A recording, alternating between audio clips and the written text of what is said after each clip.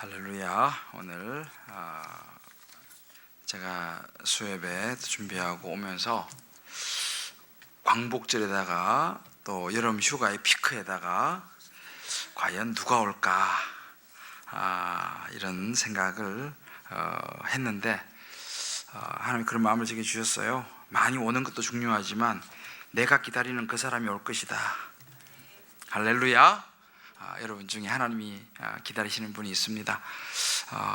우리 이렇게 한번 인사하죠. 하나님이 기억하실 분이 오셨네요. 할렐루야. 여러분 너무 귀한 분이세요. 하나님께서 이런 날을 기억하시는 거예요. 하나님이 기억하실 분들 이렇게 다시 한번 인사합시다. 말씀 있는 자리가 복된 자리입니다. 아마 이제 지난 4주 동안 또 지난주 우리 김장 목사 또 통해서 이제 여러분들이 또 좋은 구약 창세기와 또 출애굽기 말씀을 잘 또 차준 교수님을 통해서 아마 들으셨을 거예요. 저도 이제 영상으로 쭉 봤습니다. 영상으로 쭉 보면서 또 이렇게 참 우리가 꼭 알아야 될 그런 말씀도 또 구약 교수니까 유익한 그런 시간이 되었다라는 생각을 합니다. 이 사람은 이제 우리는 기억을 가지고 살아가는 동물이죠. 물론 이제 기억이 이제 점점 잊어지기도 하고 그렇게 합니다만 오늘도 우리가 이게 살다가 어느 순간이 되면 생각나는 사람이 있어요. 어떤 노래를 들으면 생각나는 사람이 있어요, 그죠? 그러니까 난 예수가 좋다고 많은 사람들이 이 찬송을 부르면 생각나는 형제가 있어요. 추기열이라고. 제가 런던에서 이제 목회할 때 그때 청년들이 많았는데 그 추기열이라고 전라도 광주에서 온 그 형제가 있었어요. 이 형제가 막 기타 치면서 이 노래만 부르면 그렇게 좋아하는 거예요. 그래서 하여튼 이 찬송이 벌써 오래전인데, 그죠? 이 찬송을 부르면 그 형제가 생각이 나. 외동 아들이었는데 아무튼 지금 이제 장가갔겠죠. 세월이 많이 지났으니까. 우리가 이렇게 뭐 찬양을 불러도 하여튼 여러 상황 속에서 잊히지 않는 사람들이 있습니다. 물론 그것이 좋은 일일 수도 있고 또 좋지 못한 뭐 그런 일이 있을 수도 있지만 우리 모두가 다 그러하죠. 아마 이제 인생의 마지막이 되면 더더욱 그러지 않을까 이런 생각이 들어요.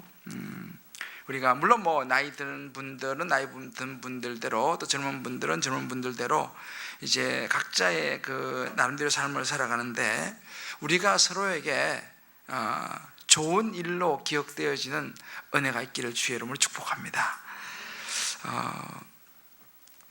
제가 이제 이 말씀을 쭉 준비하면서 생각난 것이 이제 교회를 제가 이제 개척해서 목회한 지가 이제 올해가 11년 차입니다. 그 가운데 잊혀지지 않는 많은 분들이 있어요. 한 분 한 분씩 뭐 열가자면 오늘 밤새야 되니까 끝이 없고 뭐 여러분들이 참 제 마음에 기억되어 있죠. 그런데 그 중에 한 사람만 제가 오늘 좀 소개한다면 우리 교회가 참 어려운 시절이 있었습니다. 그래서 아마 이맘때쯤 아닌가 싶기도 한데 몇 년 전에 우리가 교회 이제 이 학교 임대료를 내지 못했던 낼 돈이 없었던 시절이 몇 년 전에 있었습니다. 많이 고민했습니다. 임대료는 내야 되는데 그것도 한두 푼도 아니고 임대료 이 역대 임대료를 내야 되는데 낼 돈은 없고 그래서 참 많이 고민을 했습니다. 그래서 기도원에 가서도 정말 밤을 지새우면서 하나님 어떻게 하면 좋겠습니까? 이제 그렇게 이제 기도를 했는데요. 하나님께서 그때 제 마음에 주신 생각이 뭐냐면 너 혼자 하려고 하지 말고 온 성도하고 마음을 모아서 그렇게 한번 해보아라. 이런 이제 마음을 제게 주셨어요. 그런데 그때 상황이 상당히 좋지 않았습니다. 뭐 여러 가지 소문들도 많고 뭐 하여튼 그 당시 이제 어려웠으니까 또 저에 대한 뭐 이런저런 안 좋은 소문도 많고 뭐 목사님 뭐 돈을 뭐 몇 억을 가져갔느니 뭐 해갖고 하여튼 뭐 그런 이제 시절이었어요. 그러니까 참 그 뭐 그런 이야기를 하기가 참 어려운 그런 이제 시간들이 있었어요. 그래서 제가 이제 기도하면서 한번 지금도 기억나는데 여기 갤러리아 플레이스 1층 가면 우리은행이 있어요. 그 내가 한번 대출을 한번 받아봐야겠다 생각하고 그 우리은행 이제 찾아가서 그 직원에게 이제 물었어요. 제가 대출을 좀 받으려고 하는데 제가 받을 수 있는 대출의 한도가 어디까지 됩니까? 이렇게 물어보았어요. 그 직원이 잠깐만요 하고 탁 쳐보더니만은 고객님은 500만 원이 한도입니다. 맥시멈 500만 원이 한도입니다. 이렇게 얘기를 하는 거예요. 그때 제가 알았습니다. 내가 별로 신용이 없구나. 낙심이 되는 거예요. 야, 이건 내가 최대한 대출을 받아도 500만 원 밖에 안 되니 이거 가지고는 택도 없는 일이고 그래서 이제 하여튼 열심히 이제 기도하고 하나님이 그런 마음을 주셔갖고 힘들었지만 이제 주일날 내려와서 우리 교회에서 제가 이야기를 했어요. 우리 모든 성도들에게 솔직하게 이제 우리 상황을 이야기를 했죠. 아마 이제 그때 분위기는 뭐 그렇게 한다고 해서 누가 분위기도 뭐 흉흉한데 누가 뭐 헌금을 할까 이제 그런 분위기였죠. 근데 아무튼 뭐 이야기를 하고 이제 2주 후에 다음 주 이제 부터 해서 2주 동안 그렇게 하겠습니다 하고 이제 제가 광고를 했어요. 하고 뭐 기대하는 사람들 별로 없었지만 뭐 저는 기도하니까. 그런데 이제 그 다음 주가 돼서 2주 동안 우리가 이제 헌금을 하기로 해서 이제 일단 광고하고 헌금을 했는데 저로서는 이제 절박하잖아요. 야, 이거 어떻게 될까? 이제 이거 못 내면 이제 쫓겨날 수도 있는데 학교에서. 근데 그때 그전에는 제가 뭐 사실은 뭐 이렇게 성도님들 헌금하고 이런 거 별로 뭐 크게 제가 뭐 이렇게 들여다보고 이런 거는 거의 제가 하질 않았어요. 근데 그때 이제 절박하니까 과연 이거 얼마나 들어올까 이런 생각하면서 이제 한 주 딱 지나고 이제 제가 이제 부탁을 했어요. 얼마나 들어왔습니까? 누가 했습니까? 근데 그래서 제가 이제 봤는데 제가 그때 굉장히 좀 놀랐어요. 뭐 여러분들이 다들 참 힘을 다했지만 그 중에 전혀 제가 상상도 못했던 한 집사님이 있었어요. 이 집사님이 헌금을 이제 했는데 이분은 혼자 사는 분이에요. 혼자 사시고 형편도 제가 보기에는 어려운 분이고 뭐 하여튼 그런 헌금을 할 상황이 안 되는 분이에요. 제가 볼 때는 이분은 건강도 뭐 안 좋으시고 그러니까 근데 이분이 1,000만 원을 헌금을 한 거예요. 그때 제가 굉장히 놀랐습니다. 야, 이분이 어디서 이 돈이 났지? 그런 생각하면서 생각한 게 이분이 뭐 어떻게 된 건지 모르지만 아마 그동안 하여튼 어떻게라도 모아놓은 혼자 오래 사셨으니까 모아놓은 거를 다 그냥 바쳤구나 이 생각이 제가 탁 들어오는 거예요. 그때 제가 물론 뭐 또 여러분들도 많이 이제 하셨습니다만 잊을 수가 없어요. 아마 주님께 가는 그날까지 내가 못 잊을 것 같아요.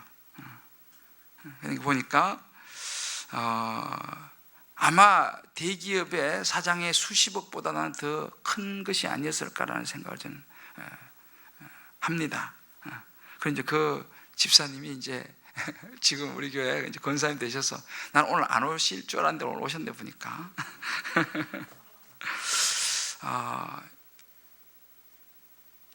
늘 기억이 나요. 아마 사람들은 모르죠. 그건 하나님이 아신다는 거죠. 그리고 저도 잘 잊지 않고 있어요. 늘 항상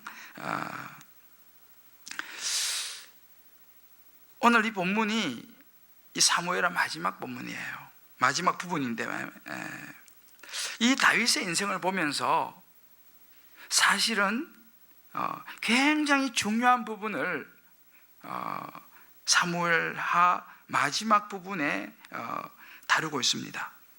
이제 제가 오늘하고 다음 주 두 번에 걸쳐서 이제 사무엘하 마지막 부분을 마무리할 텐데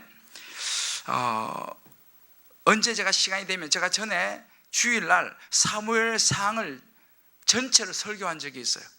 사무엘상을 전체를 한 절 한 절 이렇게 이제 설교를 다 끝낸 적이 있는데 사무엘하는 들어가지 못했어요. 근데 언제 제가 시간이 되면 사무엘하를 한번 제가 설교하고 싶어요. 사실은 굉장히 여기도 중요한 너무너무 귀한 주옥 같은 말씀들이 많이 들어있는데 이 사무엘하에 제가 이 사무엘하 처음 설교를 했어요. 그죠? 그때 묻고 분별하는 인생이라는 제목으로 설교를 했다면 기억나실지 모르겠습니다만 다윗의 인생을 보게 되면 항상 하나님 앞에 물어보고, 그죠? 항상 물어봅니다. 하나님, 이 싸움에 나갈까요 말까요? 올라갈까요 말까요? 이거 할까요 말까요? 항상 다윗은 하나님께 물어보는 인생을 살았습니다. 그 어려움 속에서도. 그리고 분별하는 그런 삶을 살았죠. 그래서 제가 기억나실지 모르겠지만 우리가 끊임없이 하나님께 물어보는 게 너무너무 중요합니다. 물론 이제 오늘 이 본문은 또 다른 본문인데, 그래서 제가 말씀드렸죠. 우리가 왜 다락방 공동체가 중요하냐? 혼자 있으면 하나님 앞에 물어보는 것도 중요하지만 때로는 내 안에 욕심이 많기 때문에, 내 안에 내가 너무 많기 때문에 사실은 하나님께 물어보고 싶은 마음이 덜 생겨요. 또 물어보더라도 분별이 좀 약해요. 왜? 우리 안에는 각자 나 중심적으로 생각하는 욕심이 있기 때문에 그래요. 그래서 사실 공동체가 중요한 거예요. 다락방이 중요한 거예요. 왜냐하면 다락방 공동체는 말씀을 같이 보는 공동체이기 때문에 거기는 좀 더 객관적으로 분별을 할 수 있기 때문에 그래요. 그래서 이제 그런 공동체 안에 들어가서 끊임없이 말씀을 놓고 함께 분별하고 함께 묻는 이런 것이 굉장히 중요하다라고 하는 말씀을 이제 제가 지난번 설교 때 이제 드렸습니다. 이제 오늘은 이제 이 사무엘하 이제 마지막 부분인데 다윗의 인생의 마지막 페이지예요. 다윗의 인생의 마지막 페이지로 이제 접어드는 것이 사무엘하 23장인데 사무엘하 23장 1절을 보면 이렇게 시작합니다. 성경 가져오신 분들 우리 지난번에 보니까 차준희 교수님이 성경을 꼭 가져다니라고 강조를 하시더라고요. 그죠? 그래서 사실은 성경을 여러분들이 힘들지만 좀 무겁긴 해요. 사실은. 그죠? 근데 그래도 건강이 허락되시면 성경 가져다니는 게 좋아요. 물론 어떤 분은 이거 덜 힘이 없을 분도 있어요. 그런 분 아니면 내 성경은 가져다니는 게 좋습니다. 할렐루야. 자, 사무엘하 23장 1절을 한번 읽어봅시다. 자, 시작. 이는 다윗의 마지막 말이라. 이새의 아들 다윗이 말하며 높이 세워진 자, 야곱의 하나님께로부터 기름 부음 받은 자, 이스라엘의 노래 잘하는 자가 말하노라. 아멘. 자, 이제 다윗을 이야기하면서 다윗의 마지막 말이라라고 하면서 사무엘하 23장을 시작합니다. 다윗의 마지막 이야기입니다. 자, 그러면 다윗은 마지막에 어떤 이야기를 하는가? 다윗의 인생의 마지막 페이지에 다윗이 수많은 일들을 겪었는데 다윗의 인생의 마지막에 그가 언급하는 부분이 있어요. 바로 뭐냐? 다윗의 새 용사에 대해서 이야기를 하고 있습니다. 왜 하필이면 그 많고 많은 인생의 이야기들 중에서 다윗의 새 용사에 대해서 이야기할까? 도대체 그 사람들이 뭐 하는 사람들이었길래 다윗의 새 용사를 언급할까? 라는 부분입니다. 그래서 오늘 여러분과 함께 다윗의 마지막 인생에 언급되어졌던 다윗의 인생에 기억되어졌던 사람들, 그죠? 다윗의 인생에 너무 중요한 사람들 아니겠습니까? 다윗의 인생에 기억되어졌던 사람들, 당연히 하나님의 기름 부음을 받은 자 다윗, 그러면 당연히 하나님께 기억된 사람들이 나옵니다. 그래서 저는 오늘 여러분들과 함께 다윗이 기억했던 새 용사, 하나님이 기억하셨던, 그리고 앞으로도 기억하실 그 새 용사에 대해서 한번 살펴보면서 저와 여러분도 하나님 앞에 그렇게 우리 인생에 기억되어질 수 있게 되기를 주님의 이름으로 축복합니다. 할렐루야. 자, 그러면 다윗의 인생에 기억되었던 새 용사, 마지막 페이지를 장식했던 새 용사, 하나님께 기억된 바 된 새 용사는 어떤 사람들이었냐를 보면, 오늘 이 본문에 이제 끝까지 다는 보지는 못하지만 특징이 있어요. 다윗의 용사들의 특징이 있습니다. 아무나 그냥 기억되어지는 게 아니에요. 제가 언급했잖아요. 제 마음에 기억되어지는 그 한 분이, 물론 여러 분이 있지만 그 중에 한 분이 늘 생각되어지는 거예요. 마찬가지로. 자, 그러면 특징이 뭐냐라는 거예요. 첫 번째 특징은 오늘 이제 우리가 읽었던 부분이 쭉 나오는데, 자리를 지킨 사람들이었습니다. 필기하신 분은 필기해 넣어도 좋아요. 자리를 지킨 사람들.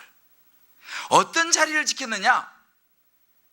오늘 이제 이 23장 이제 8절부터 우리가 읽었는데 9절을 보게 되면요, 자, 9절 한번 읽어봅시다. 9절 여기 나오네요. 읽어봅시다. 시작.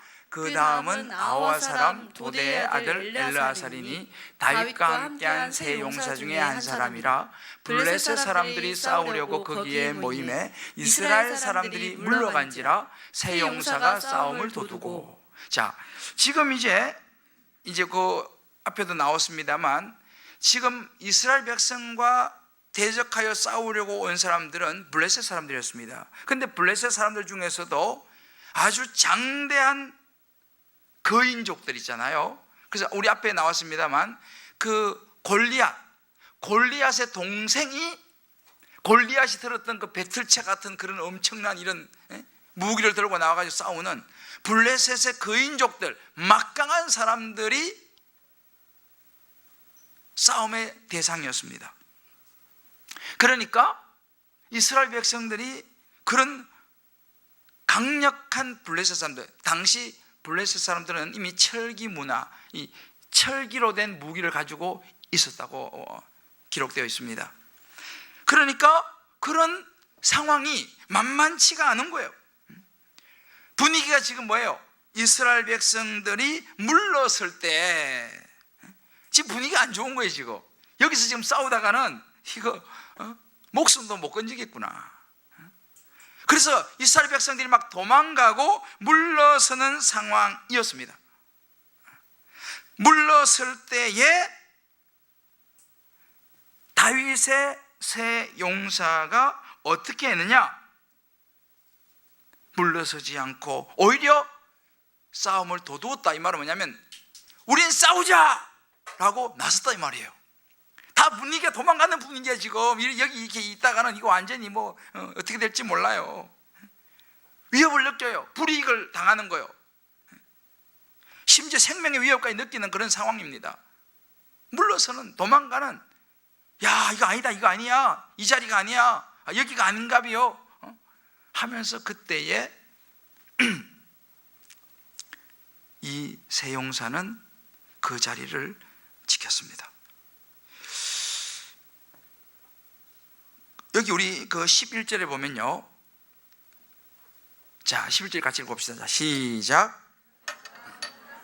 아게의 아들 산마라. 블레셋 사람들이 사기가 올라 거기 녹두나무가 가득한 한쪽 밭에 모이매 백성들은 블레셋 사람들 앞에서 도망하되. 자, 지금 블레셋 사람들이 막 사기가 올라간 거예요. 분위기가 지금 이제 블레셋이 이제 막 우세하고 이스라엘 백성들이 막 물러가고 막 분위기가 이제 흩어지는 분위기 되니까 블레셋 사람이 더 이상 이제 와 됐다 막 이러는 거예요. 그래서 녹두나무가 가득한 한쪽 밭에 이제 블레셋이 쫙 이제 진쳤죠. 백성들은 블레셋 앞에서 뭐 했어요? 도망을 하기 시작합니다. 12절 시작. 그는 그 밭 가운데 서서 막아 블레셋 사람들을 친지라. 여호와께서 큰 구원을 이루시니라. 자, 그때 이 셋 용사, 그 중에 삼마라고 하는 이 용사는 그 밭 가운데 섰습니다. 그리고 블레셋 군대를 막았었어요. 지금 도망가요. 다 도망가고 그래요, 분위기가. 근데 그때 막아서는 거예요. 내가 이 블레셋 사람을 내가 막아내겠다. 그랬더니 하나님께서 큰 구원을 이루셨어요. 할렐루야. 느낌이 오죠? 이게 세 용사들의 모습이었습니다. 참으로 어려운 상황이에요. 모두가 물러가고 기회를 봐가지고 도망가려고 하고 돌아서려고 하고 하는 이 분위기에서 9절에 보면 이렇게 나옵니다. 다시 읽어봅시다. 잘 보세요. 2, 3절 시작. 그 다음은 아호와 사람 도대의 아들 엘르아살이니 다윗과 함께한 세 용사 중에 한 사람. 네, 거기까지. 자, 세 용사를 어떻게 표현하고 있습니까? 어떻게 표현해요? 역시 오늘 오신 분들은 다 이게 감각이 있으시네. 다윗과 함께한 세 용사 이렇게 얘기합니다. 다윗과 함께한 세 용사. 이것이 다윗과 함께한 용사들의 특징이었습니다. 자리를 지킨 겁니다. 그 어려운 상황에 다윗과 함께 한 것입니다. 우리가 가끔씩 그런 이야기를 듣습니다. 교회 신앙생활 하다 보면 너무 깊이 들어가지 마. 다쳐. 이 말은 뭐예요? 깊이 들어갔다가는 빼도 박도 못할 수도 있는 말이죠. 여차하면 바로 빼야 되는데 안 그래요? 블레셋이 지금 쳐들어오면 빨리 지금 물러서든지 지금 도망가야 되는데 너무 앞장서서 간다든지 발을 너무 깊숙이 남기면 위험해지는 거죠. 그러나 다윗과 함께한 사람들은 그렇지 않았어요. 여러분, 사무엘을 가만히 묵상해 보면요, 저는 이번 이제 방학 동안 저도 이제 혼자서 매일 말씀 이 큐티 사무엘을 묵상했어요. 그러면서 참 여기 안에 정말 너무너무 많은 하나님의 주옥 같은 말씀들이 들리는데 그 중에 하나, 이 사무엘을 보면서 느끼는 것이 사람의 마음이 참 쉽게 흔들린다라는 것입니다. 이 백성들의 마음이 참 쉽게 흔들리는 거예요. 다윗이 그렇게 죽을 고생을 해서 나라를 세웠는데 압살롬에게 마음을 빼앗기는 장면이 나오죠. 그리고 압살롬을 따라 나서요, 이스라엘 백성이. 이 압살롬이 옳은지 안 옳은지는 지금 중요하지 않아. 일단 자기들에게 좋게 해주는 거예요. 지금 일단 자기들의 마음을 맞춰주는 거예요. 그럴듯하게 말합니다. 여러분 기억하실지 모르겠지만 사무엘하 15장 쪽에 가면요, 압살롬이 이제 무슨 생각하냐면, 내가 우리 아버지 왕을 몰아내고 내가 왕이 돼야겠다라고 압살롬이 생각을 하죠. 그러고 나서 압살롬이 어떻게 하냐면 성문에 앉아가지고 백성들의 마음을 사기 시작합니다. 이게 사무엘하 15장에 나와요. 그러면서 사무엘하 15장 5절 6절 성경 있는 분들 같이 읽어봅시다. 사무엘하 15장 5절 6절. 자, 사무엘하 15장 5절 6절. 자, 이제 이 압살롬이 이제 성문에 앉아가지고 이제 하는 행동이 나옵니다. 5절 6절 같이 읽어봅시다. 시작. 사람이 가까이 와서 그에게 절하려 하면 압살롬이 손을 펴서 그 사람을 붙들고 그에게 입을 맞추니 이스라엘 무리 중에 왕께 재판 청하러 오는 자들마다 압살롬의 행함이 이와 같아서 이스라엘 사람의 마음을 압살롬이 훔치니라. 네, 보세요. 사람이 와서 그에게 절하면 압살롬이 막 손을 펴가지고요, 그 사람 막 붙들고, 왕자가 붙들고 그에 막 입을 맞추고, 이스라엘 무리 중에 재판을 청하러 오는 사람들, 그들을 쫙 그냥 해주고 막 이렇게 하면서 그들의 마음을 훔쳐버렸어요. 백성들이 그 압살롬의 그 입맞춤과 막 손잡아주고 막 이렇게 여기에 넘어가 버린 거예요. 그들이 좋은 대로 해주고, 그들이 이렇게 좀 가려운 데를 긁어주고 뭐 이렇게 하면서 백성들의 마음이 완전히 압살롬이 싹 가버렸습니다. 그리고 압살롬이 반역을 일으켜서 그 다윗 왕, 하나님이 기름 부은 다윗 왕을 몰아내고 죽이려고 할 때 백성들이요 거기 섭니다. 압살롬 편에 서가지고 싸우러 나간다니까요. 다윗 죽이러 나간다니까요. 이게 백성의 모습입니다. 여러분, 사무엘하 20장에 가게 되면 이제 그러다가 이제 다윗이 나중에 이제 여러 가지 또 가운데 다시 예루살렘으로 돌아오게 되죠. 압살롬 죽고 예루살렘으로 이제 입성을 하는데, 거기 보면 20장에 보면요, 세바라고 하는 불량배가 나와요. 아세요? 두 종류가 있어요. 아는 사람과 모르는 사람. 사무엘 20장 보면 세바라고 하는 사람이 등장해가지고, 이 사람이 다윗이 그 수모를 겪고 다시 이제 압살롬이 죽고 예루살렘으로 입성을 하는데, 이 세바라는 사람이 어떻게 하냐면요, 백성들한테 이렇게 말해요. 그 다윗 그 나쁜 사람이야 하고 막 다윗에 대해서 막 험담을 하고 비난을 하고 막 이렇게 말합니다, 세바라는 사람이. 그런데 놀라운 게 있어요. 자, 사무엘하 20장 2절을 한번 읽어봅시다.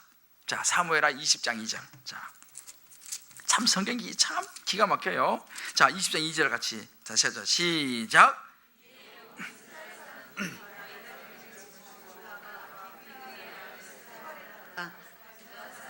그들의 왕과 합하여 요단에서 예루살렘까지 따르니라. 자, 이거는 아멘 하기 좀 그래, 그죠? 보세요.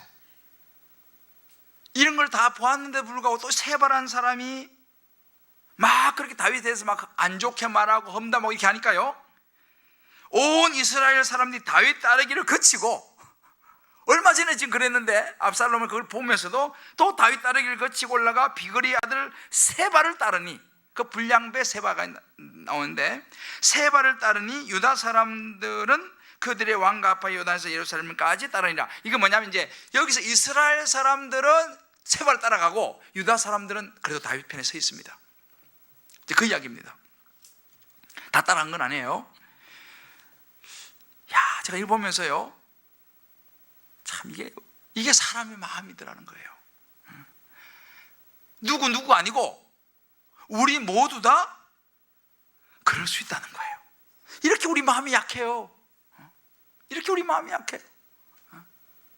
하루아침에 그 다윗이 얼마나 그 나라를 세우기 위해서 애를 많이 썼습니까? 그죠? 근데 하루아침에 압살롬의 이거 여기 넘어갖고 그냥 다윗을 쫓아내려고 하는 이 모습. 그리고 또 다 겪었으면서 또 세바가 또 그러니까 또 거기도 현혹대가 또 세바 따라가가지고 또 다윗을 어떻게 해보려고 하는 참 이 모습. 이게 남의 이야기 아니다라는 생각이 제가 많이 들어요. 이게 여러분 그 사람들만 나빠서 그러냐? 아니에요. 그만큼 약한 거예요, 우리 인간이. 저도 여러분도 너무 약합니다. 조금만 무슨 이야기 들으면요 금방 헷갈려요. 또 압살롬, 또 세바. 이게 우리 모습이에요. 여러분 보면요, 그렇죠, 참 위로가 되는 게, 예수님을 따라갔던 제자들도 흔들리는데 그죠? 풍랑을 보고, 그렇게 기적을 보고도 풍랑 보고 또 흔들리는 거예요. 심지어 베드로도 풍랑을 보고 빠져가는지라 다윗과 함께했던 이 세 용사가 그런 상황에 처한 거예요 지금. 근데 이 세 용사가 그때 흔들리지 않았습니다. 그리고 다윗과 함께 했어요. 할렐루야. 함께 했습니다. 물론 여기에 다윗 그들만 있는 것이 아니고 보면 이제 사무엘을 읽어보면 사독, 아비아달 뭐 이런 후세와 같은 이런 사람들은 분별을 해요. 그리고 그런 상황에서 다윗을 따르죠. 그런 사람들 중에서 가드 사람 이때라고 하는 사람도 또 등장합니다. 다윗이 그래요. 돌아가라. 나는 지금 이제 도망가면서 그러는 거예요. 도망가는데 이때 사람이 따라오는 거예요. 다윗이 얘기합니다. 돌아가라. 나 따라오면 죽을 고생해. 나는 정처 없이 떠나는 나그네야. 이제 도망가니까 정처 없이 떠나는 나그네와 같으니 너는 그저 돌아가라. 나 따라오지 마라. 이렇게 얘기합니다. 그때 사무엘하 15장 21절 말씀, 자 한번 읽어볼까요? 사무엘하 15장 21절 이렇게 말합니다. 자, 사무엘하 15장 21절 같이 한번 읽어볼까요? 있는 분들 시작. 여호와의 살아계심과 내 주 왕의 살아계심으로 맹세하옵나니 진실로 내 주 왕께서 어느 곳에 계시든지 사나 죽으나 종도 그곳에 있겠나이다 하니. 이 가드 사람 이때가 그런 어려운 상황에 다윗을 따릅니다. 제가 굉장히 위로를 받았던 게 뭐냐면 이 본문을 묵상하는 그날 우리 교회에 한 분이 나한테 문자를 보냈어요. 목사님, 저는 오늘 말씀에 가드 사람 이때의 마음을 보고 조금이나마 목사님 곁에서 함께 하겠다는 다짐을 했습니다. 얼마나 위로가 되고 얼마나 은혜가 되는지. 야, 한 용사 나타났다.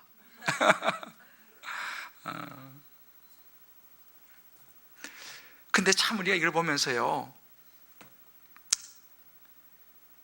어려운 이야기예요. 그죠? 어려운 이야기입니다. 여러분, 예수님이 오병이어를 기적을 일으켰잖아요. 그죠? 보리떡 5개와 물고기 2마리로 5,000명 먹이고도 놀라운 기적을 일으켰습니다. 그때 사람들이 엄청 따라다녔어요. 수만이 막 오병이어를 막 일으키니까 막 따라다녔습니다. 그런데 예수님께서 이제 요한복음 6장에 보면 나오는데요. 그러고 나서 이제 그 다음 날에 또 막 그렇게 물 오는 거예요. 예수님께서 이제 그때는 뭐라고 얘기하냐면 또 이제 그 사람들은 오병이어 또 떡. 근데 예수님께서 이번에는 오병이어를 기적을 보여준 게 아니고 내가 생명의 떡이다. 무슨 껌심 소리 하고 있어요. 내가 생명의 떡 이렇게 얘기하는 거예요. 쫙 해가지고 오병이를 딱 보여줘야 되는데 내가 생명의 떡이다 이렇게 말하는 거예요. 이 사람들이 무슨 소리 하고 있는 거예요 지금. 떡 주세요 떡. 근데 예수님이 그걸 또 이렇게 얘기합니다. 인자는 죽임을 당해야 되고 뭐 이런 이야기 하는 거예요. 뭐 별로 자기들 마음에 안 드는 이야기는. 그러니까 예수님께서 인자가 죽임을 당해야 되고 막 이런 이야기를 하니까 요한복음 6장에 보게 되면요, 요한복음 6장 66절에 이렇게 기록하고 있습니다. 그때부터 그의 제자 중에서 많은 사람들이 떠나가고 다시 그와 함께 다니지 아니하더라 라고 성경이 기록합니다. 오병이 막 기적을 일으킬 때는 막 따라다니다가 뭐 생명의 떡이라 그러고 뭐 나는 뭐 죽어야 된다 그러고 막 이렇게 하니까 많은 사람들이, 그것도 제자 중에서요. 여기서 물론 이 제자라는 의미는 12제자를 의미하는 게 아니고 예수님을 따르던 사람들을 의미합니다. 제자 중에서 많은 사람이 떠나가고 다시 그와 함께 하지 아니하니라. 이게 예수님을 따르던 사람들의 모습이었어요. 그때 예수님께서 유명한 이야기를 합니다. 그 다음 67절에 보면 이렇게 말합니다. 예수께서 12제자에게 이르시되, 그 12제자 있잖아요. 12제자에게 이르시되 너희도 가려느냐 이렇게 묻습니다. 너희도 가려느냐?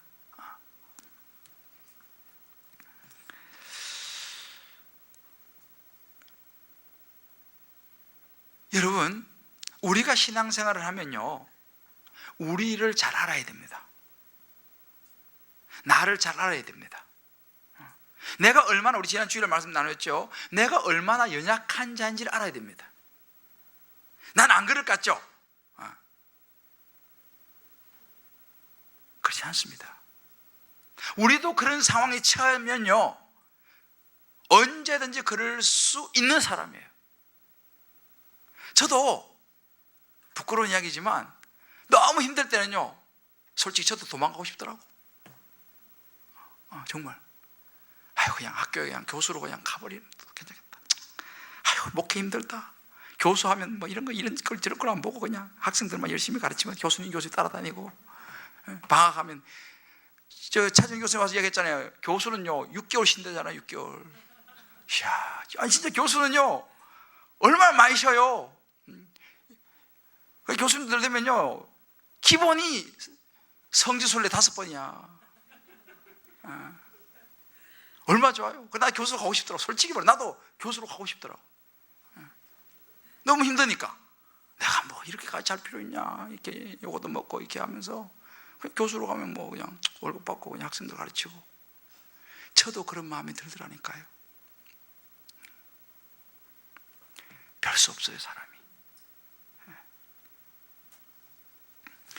예수님이 십자가에 달려서 돌아가실 때에요, 제자들이요 다 어디 있었어요? 다 어디 있었어요? 다 도망가서. 김범진 집사님만 남았나? 요한이 십자가 밑에 남아서 보라 내 어머니라 부탁했잖아요. 예수님 어머니를 요한한테 부탁하지 않습니까? 저와 여러분이 요한 같은 사람이 되기를 주의 이름으로 축복합니다.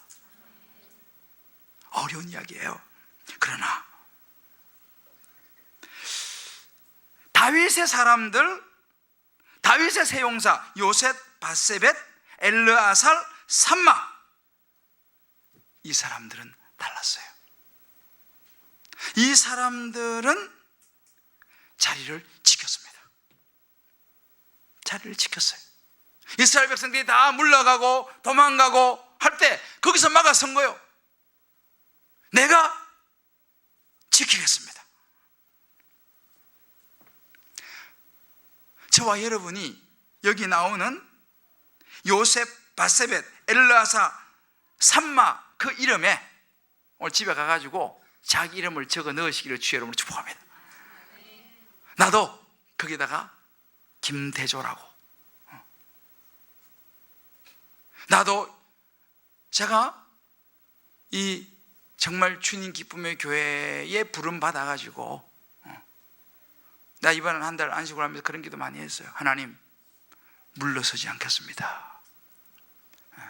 저도 요셉, 바세벳, 엘르아살, 삼마의 자리를 지키기를 원합니다. 할렐루야. 오늘 집에 가가지고 여러분 갈로 이러고 자기 이름 써놔요. 하나님께 기억된 거죠. 다윗의 세 용사가 그런 사람이었어요. 우리가 한번 각자가 이 부분을 놓고 한번 적용해 볼 필요가 있습니다. 요즘 우리 시대 신앙생활은요 옛날하고 달라요. 요즘 사람들의 특징이 뭐냐면 마음을 잘 안 줘요. 그죠? 마음을 잘 안 줘. 특별히 이 동네 아줌마들이 마음을 잘 안 줘. 주는 것 같은데도 마음을 잘 안 줘. 여러분, 물론 사람 사이에서는 마음을 뭐 적절하게 거리를 두는 건 필요하지만 하나님 앞에 우리의 마음을 드릴 수 있게 되기를 주의 이름으로 축복합니다. 하나님께 마음을 드리셔야 돼. 여차하면 물러서고 도망갈 생각이 아니라 하나님, 내가 이 세 용사처럼 무슨 일이 있어도 하나님 말씀을 붙잡고 내가 이 자리를 지키겠습니다. 할렐루야. 내가 나를 있게 한 이 주님 기쁨의 교회라고 하는 이 구원의 방주, 주여 제가 끝까지 지키겠습니다. 보세요. 아멘 몇 명밖에 안 하잖아. 이거 아멘 했다가 또 이거 코 낀다 생각해서 그런지 다시 한번 묻습니다. 마지막까지 하나님 나라를 지키고 영혼 구원의 사명을 감당할 주님 기쁨의 교회에 이 자리를 주여 내가 이 세용사처럼 끝까지 지키겠습니다. 아멘. 2명이 아직 안 해. 중요한 이야기예요. 내가 여러분 부담 주려고 하는 게 아니에요. 여러분들 하나님 앞에 내 마음을 드려야 돼. 하나님 내 마음을 드릴 때에 그때부터 신앙이 자라는 것입니다. 할렐루야. 내 마음을 줘야지 그 사람하고 진짜 이게 교감이 이루어지는 거예요. 부부가 같이 살아도요, 여차하면 찍지 뭐 이런 마음 가지고는 이게 안 돼. 그래, 죽어도 살아도 하나님이 짝지어 주신 이 사람하고 가야지 이렇게 그냥 딱 마음 먹으면요 괜찮아. 그런데 여차하면 도장 준비해놨다가 그래 교감이 일어날 수가 없어요. 신앙생활도 마찬가지입니다. 한번 여러분 생각해보세요. 나는 하나님이 기억하실 자리에 서 있는 사람인가? 나는 하나님의 자리를 끝까지 지킬 결심을 하고 있는가? 아니 여차하면 발 빼려고 하는가?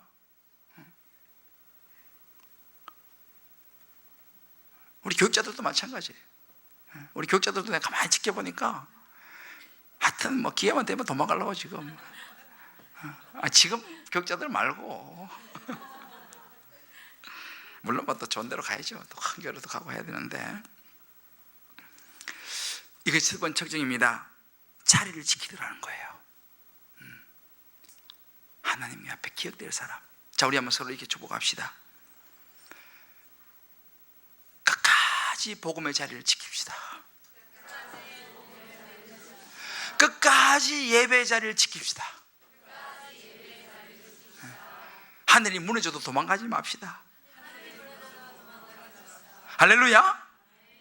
여러분 이 마음이 있어야 돼요. 그러면 나중에요 이름이 기록돼요. 세용사 다 기록해요. 정재곤 다 기록되는 거예요. 요즘 수협이 엄청 잘 나와. 우리 교회 안수 집사들보다 훨씬 더 잘 나와. 내가 보니까 예배 나와야 돼. 예배 나와야 돼. 뭘 피치 못해서 못 나온 분들도 뭐 계시긴 하지만은 이런 광복절을 할 주에 예배 나와서 말씀드려야지. 할렐루야. 광복이 빛광자 아닙니까? 일본으로부터 우리가 해방되고 원자폭탄 떨어져 가지고 항복해 가지고 우리나라가 광복을 맞이했지 않습니까? 그죠? 이 광복절에 우리의 영혼을 묶고 있는 악한 사단 세력들은 하나님의 말씀의 빛으로 자유를 얻을지어다. 할렐루야. 이게 광복이라니까요. 하나님의 말씀의 빛으로 우리의 억눌리고 묶여있는 광복되지 못한 이 마음들이 예수 이름으로 풀어지게 되기를 주의 이름으로 축복합니다. 그러니까 광복절에 나와서 예배 드려야지. 기도해야죠. 두 번째로 세용사의 특징을 가만히 보면요 13절로부터 또 다른 다윗과 함께 했던 세 사람이 나옵니다. 13절부터 또 세 사람이 나와요. 그 보면 15절에 보면 쭉 나오는데 30두목 중에서 세 사람, 그러니까 이제 그 당시에 이 리더들이 30명 있었는데 그 중에서 세 사람입니다. 근데 이제 그때 다윗이 자신의 고향, 다윗의 고향 베들레헴인데 거기를 누가 점령하고 있었냐면 블레셋 사람이 점령하고 있었습니다. 그러니까 자기 고향에 가고서 정말 하나님 예배하고 싶은데 블레셋 사람이 거기에 딱 진을 치고 있는 거예요. 너무 안타깝죠. 그러다가 15절에 다윗이 이렇게 말합니다. 다윗이 소원하여 이르되 베들레헴 성문 곁 우물물을 누가 내게 마시게 할까? 라고 말합니다. 베들레헴 성문 우물물을 누가 내게 마시게 할까? 이 말 여러 가지 의미가 있어요. 그 블레셋이 차지하고 있는 그 땅을 말이죠. 근데 그때 이 다윗의 마음을 알았던 세 사람, 아비새와 브나야와 또 한 용사가 있습니다. 이 사람들이 다윗의 마음을 딱 알아차렸어요.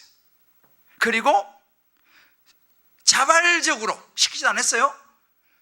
자발적으로 이 세 용사가 블레셋 사람의 진영을 돌파하고 지나가는 겁니다. 그건 적진이 적진을 돌파하고 지나가서 베들레헴 성문 곁 우물물을 떠가지고 가지고 옵니다. 기가 막힌 일이죠. 그런데 이 사람들을 다윗이 어떻게 말하냐면, 보세요. 우물물을 길어가지고 다윗에게 왔으나 다윗이 마시기를 기뻐하지 아니하고 그 물을 여호와께 부어드리며, 이렇게 말합니다. 17절에 이르되 여호와여 내가 나를 위하여 결단코 이런 일을 하지 아니하리다. 이는 목숨을 걸고 갔던 사람들의 피가 아닙니까? 다윗은요, 이 세 사람, 자기의 그 마음을 알고 물을 떠온 그 사람들을 어떻게 표현해요? 목숨을 걸고 갔던 사람들이라고 이야기합니다. 목숨을 걸고 갔던 사람들. 이것이 중요한 부분입니다. 다윗의 인생에 기억되어진 세 용사는요, 다윗의 마음을 알았던 사람이었습니다. 다윗의 마음을 알고 목숨을 걸고 다윗의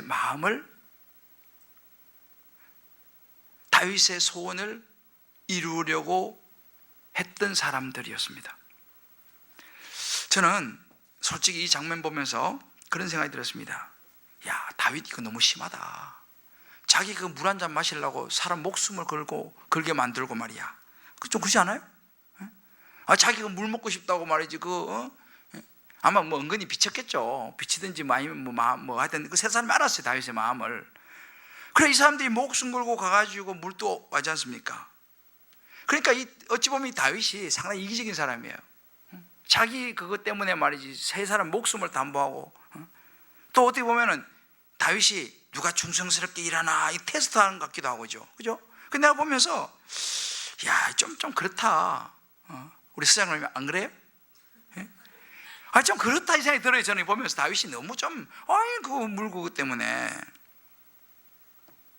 근데요, 좀 더 자세히 본문을 묵상해 보게 되면 오늘 본문은 거기에 초점이 있는 것이 아닙니다. 그렇게 떠온 물을 다윗이 어떻게 하는 걸 봐야 돼요. 다윗이 자기가 먹지 않습니다. 그것을 그 충성스러운 헌신된 마음만 받고 그것을 하나님께 올려드립니다. 다윗의 중심은 물에 있는 것이 아니고 그 베들레헴 땅을 하나님께 올려드리고 싶은 거예요. 그 베들레헴 땅을 하나님 앞에 돌려드리고 싶은 이 간절함이 있었습니다.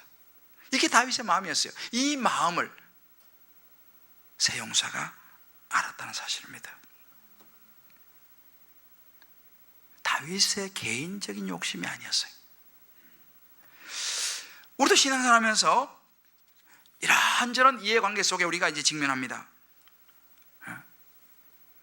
이런저런 이해관계 속에 직면하면 우리는 그런 소리가 들립니다. 에이, 그렇게까지 할 거 있어? 아니, 다윗을 위해서 그렇게 충성할 거 있어? 무슨 목숨이야. 그렇게까지 해. 교회를 위해서. 그렇게까지 교회를 위해서 그렇게 해. 그 목사 위해서 하는 거 아니야? 이제 이런 이야기들이 이제 나올 수 있죠.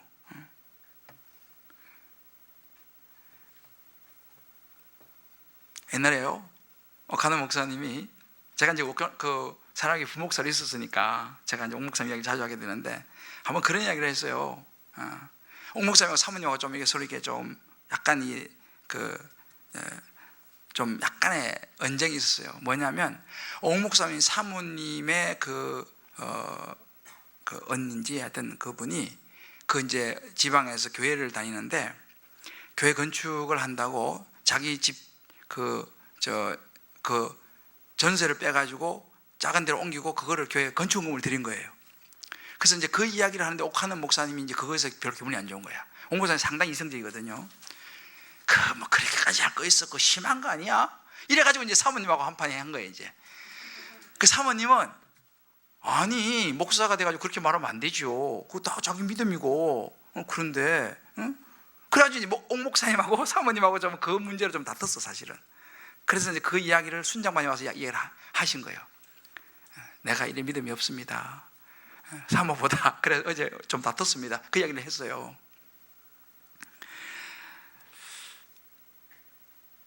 우리가 정말 이 세 용사가 진짜 다윗의 어떤 개인적인 걸 생각했다 그러면 있잖아, 그죠?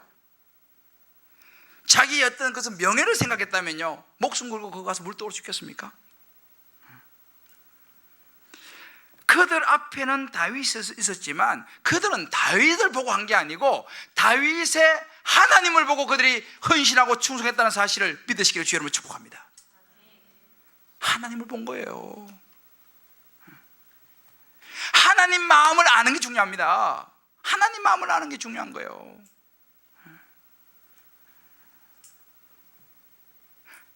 다윗이 이 세 용사의 그 충성을 기억했습니다. 하나님이 기억할 사람의 모습이었습니다. 근데 사실은 이 세 용사뿐만 아니라 다윗도 원래 그런 사람이었어요. 여러분 다윗의 인생을 가만히 보세요. 다윗은요 골리앗과 싸울 때 목숨 내놓았습니다. 그렇잖아요? 그 거대한 골리앗과 싸울 때 자기 목숨을 내놓고 싸웠어요. 물론 사울이 이기는 사람 자기 딸 준다 그랬긴 했죠. 그래서 그 딸을 얻고 싶은 마음도 없지는 않았겠지만 골리앗과 싸울 때 너가 도대체 뭔데 만군의 하나님의 이름을 더럽히느냐 하고 나가서 싸웠습니다. 이것이 다윗의 중심이었어요. 다윗이 하나님 앞에 기억될 수밖에 없었던 다윗은 하나님의 마음을 알았던 거죠. 다윗이 하나님의 마음을 알고 하나님이 원하시는 것이 뭔지를 알았습니다. 우리 한번 이 부분을 적용해보고 좀 마무리하죠. 나는 정말 목숨을 걸고 하나님이 원하시는 일을 할 마음이 있는가? 정말 하나님이 뭐를 원하실까? 하나님의 마음을 알아차리는, 지금 이 시점에 하나님이 뭘 가장 원하고 계실까를 내 삶 속에서 알아차려서 이 세 용사처럼 충성되게 살아갈 마음이 내게 있는가?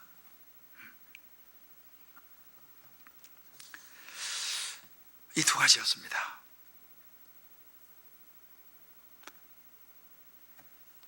다윗의 인생의 마지막에 기억된 사람들, 끝까지 자리를 지킨 사람들, 여러 힘든 상황 속에서도. 두 번째는 다윗의 마음을 알아서, 더 구체적으로는 하나님의 마음을 알아서 자기 목숨을 걸고 사명을 완수하는 사람.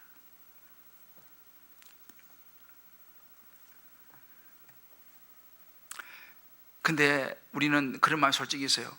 하나님 마음을 별로 알고 싶지 않아. 왠지 하나님 마음을 알면 손해볼 것 같아. 안 그런 척 했더래요. 그죠?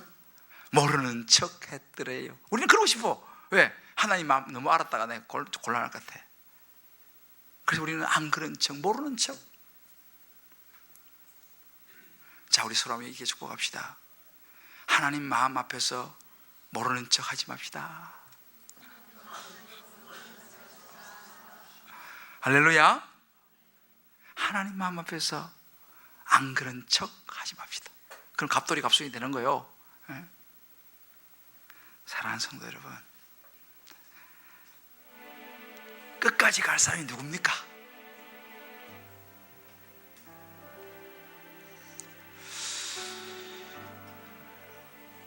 끝까지 갈 사람, 끝까지 갈 그 한 사람 누굽니까?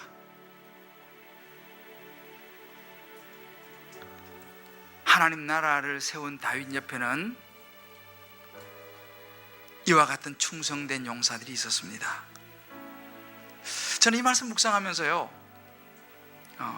사무엘하 마지막에 이 부분이 있는지, 저는 옛날에 사무엘하를 읽긴 했지만 잊어버렸죠. 근데 이번에 다시 묵상하면서 이 부분을 묵상하는데 참 제 마음이 뜨거워졌어요. 하나님, 나도 주님 기쁨 여기에 섬기는데 다윗처럼 이런 함께 영혼 구원의 역사를 써갈 그런 용사를 주여 붙여주십시오. 제 이 기도에, 물론 내가 조심해야 될 것은 나를 위해서 물 떠오라 그러면 안 돼요. 하나님 나라를 위해서. 여러분, 하나님 나라 혼자 세울 수 없습니다. 여러분, 다윗이 혼자 이스라엘을 세운 게 아니에요. 그와 함께한 하나님 앞에 기억된 사람들이 있었다는 사실, 그렇게 아주 많은 것도 아니에요.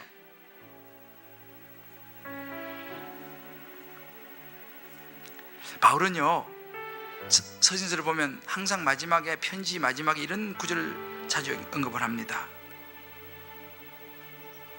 유명한 구절인데 고린도서 16장에 보면 데마에 대한 이야기가 나와요.